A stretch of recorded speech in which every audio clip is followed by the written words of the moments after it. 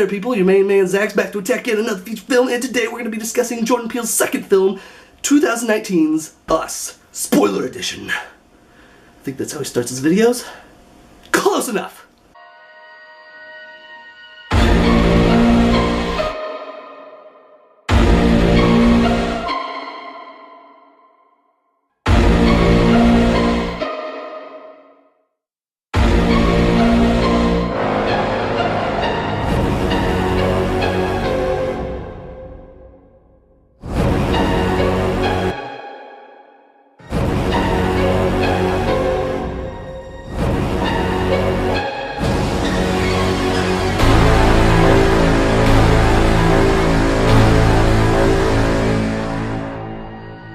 So like I just stated previously, this video will contain spoilers for the movie Us. So if you haven't seen this movie and you are planning to do so, I would not watch this yet.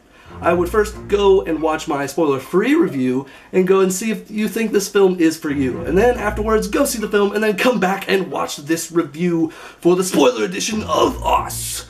So for those of you sticking around, let's discuss Us. Oh wait, that rhymed. So the film starts out in 1986 with this little girl. She is later revealed to be Lupita's character, Adeline's younger version of herself, and we see her go into this house of mirrors, and only if she knew what kind of movie she was in. If she knew she was in a horror film, she would know that is not the place to be. Do not go into a house of mirrors if you're in a horror film, just FYI. They show that backstory throughout the course of the film, leading to the reveal that the doppelganger actually abducted the girl and chained her down below in the underworld of the doppelgangers. And the doppelganger was like, I'm out of here, peace! And the girl we've been following and rooting for this entire time turned out to be the original doppelganger, and the girl that we've been rooting for to die this entire film just turned out to be this girl that was raised up in this terrible place and just wanted back what was rightfully hers. Now I thought the two did swap earlier on in this film, back whenever the girl wasn't able to speak, whenever they got her back, and you heard that line from the mother saying, I just want my little girl back. I was just thinking, okay, they swapped, it's obvious. I just felt something was off. Then the film puts these two back in a room together, and I dismissed the theory completely. So props to Peele for making me believe that it was so, to believing that it can't possibly be so, just to show me at the end of the movie that it was in fact so.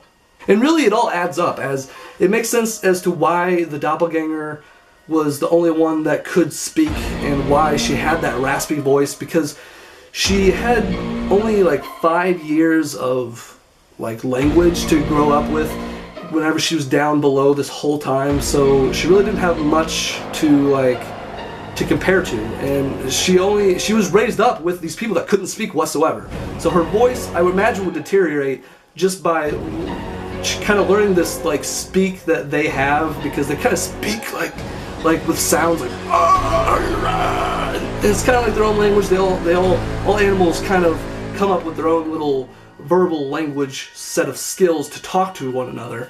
Just like we have come up with this speech, other animals come up with their speech, and these creatures below, these doppelgangers, came up with theirs. And it's kind of weird, but whatever, that's how they speak. And so she learned that, and she also has what she learned as a little girl, and together it sounds like this. Plus, at the beginning of the film, the doppelganger did grab the original by the throat pretty hard, probably helping make that raspy voice.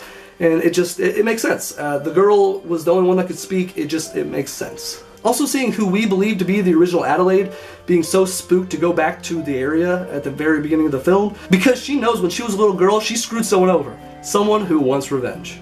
And seeing that boy kind of figure out at the end of the film that, or at least piece together that there's something going on here, and thinking that maybe they did swap somehow throughout all that mess, and just him having his suspicions, he's going to be messed up moving forward for the rest of his life. He's always just going to be wondering, are you even my mom?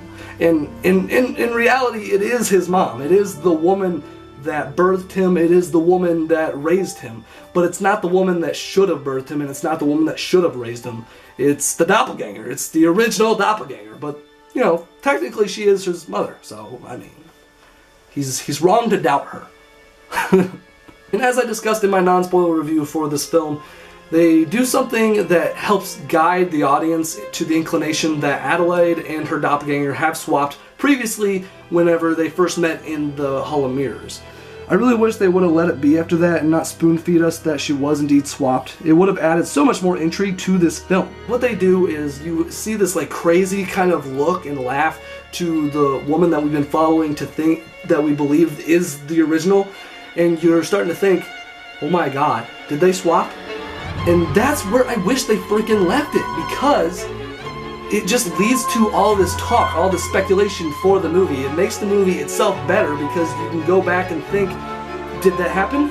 Did it not? And you could fight about that. You could talk about that with other people. And it makes the film better, I think. And it's just something I really wish Jordan Peele held back on, but instead he pushed it and let you know that that is what happened. He shows it to you. And I really wish he didn't do that. I think that was really the only really big mistake that this film made. It's just kind of disappointing. Speaking on the final fight between the two, the ballerina movements made on the Red version's part was just so freaking cool. I really liked that scene, that final confrontation, and you really saw the Red version winning in that fight, sadly, until the ending, obviously, whenever the original kills the Red doppelganger. It was just a damn good scene.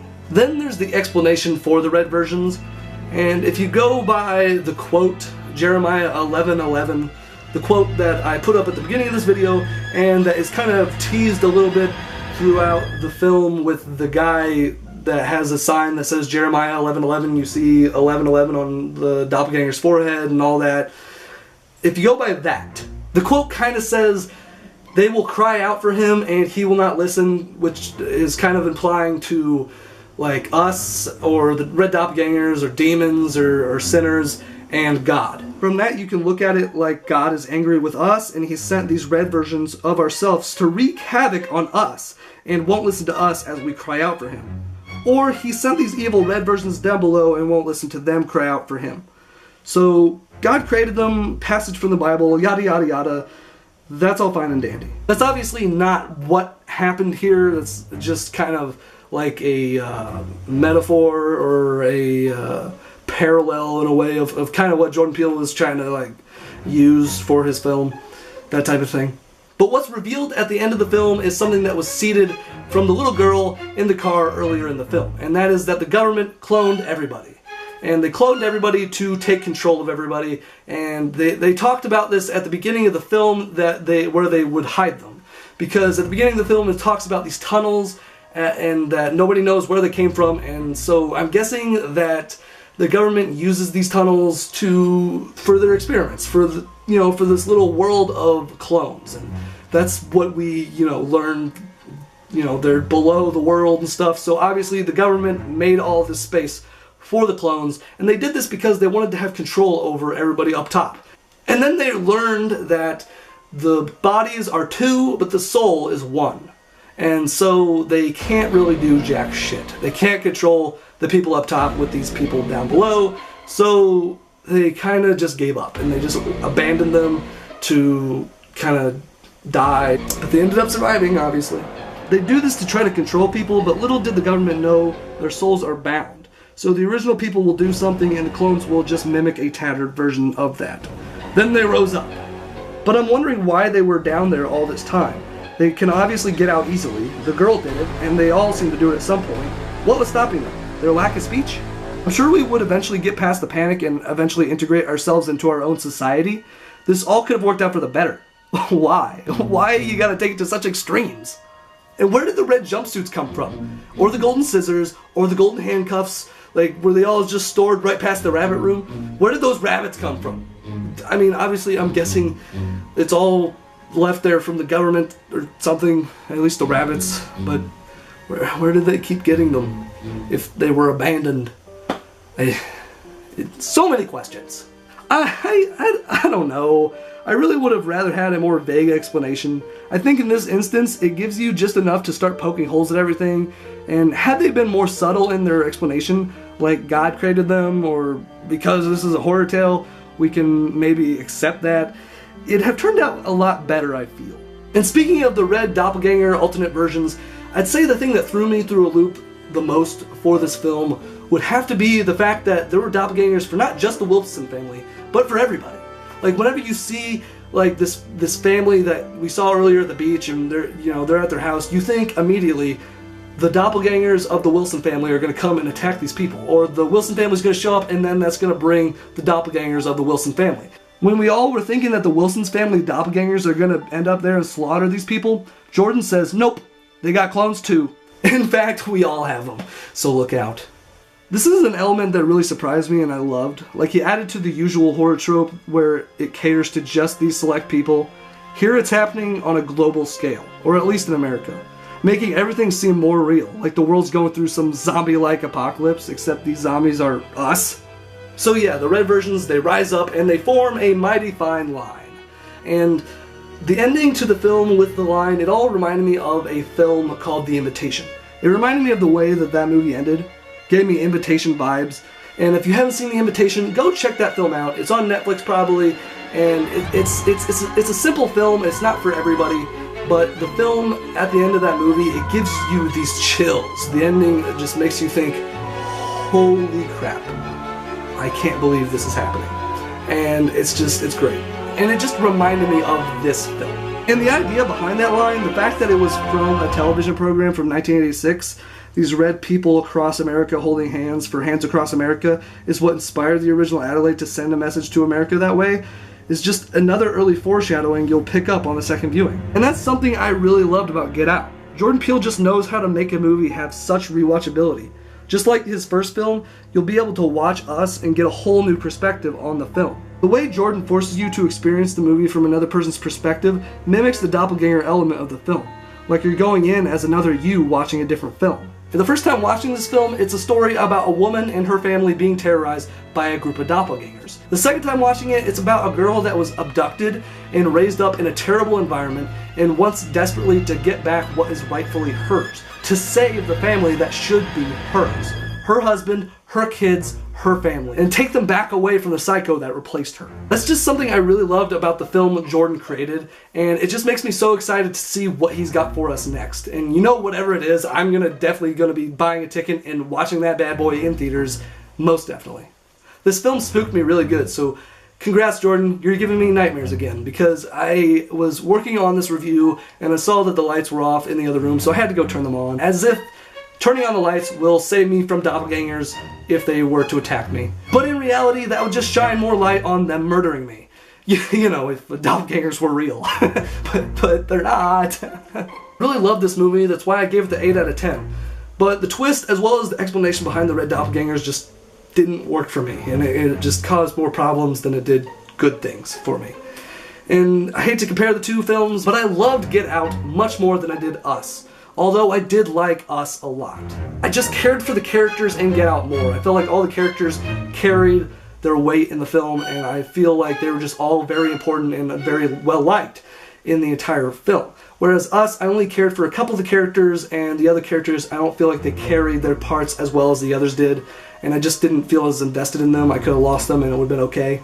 So guys, have you seen Us? If so, comment down below, let me know what you guys thought about it. Did you like it? Did you hate it? Do you agree? Do you disagree with me? I want to know. And also, did you like it better than you liked Get Out? Or did you like Get Out better than Us? Let me know that as well. I would love to go into further discussion with this film with you guys, so please comment down below anything you'd like to about this film, about other films. I don't care. Would you like me to review another film? Do that. Whatevs.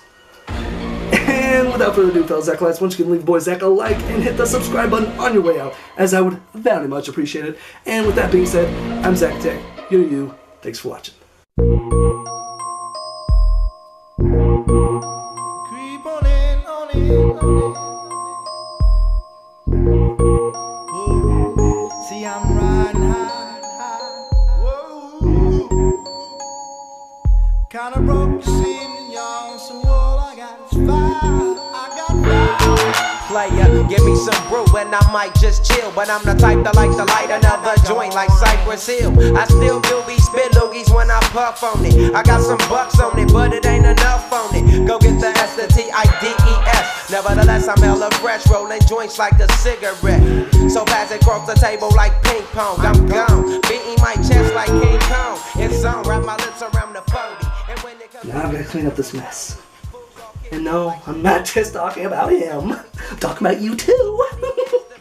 But don't you worry. The other you is gonna be coming for you. So, relax until that day comes. And please tell your doppelganger selves to subscribe to my channel as they're murdering you. Appreciate it. Fare thee well.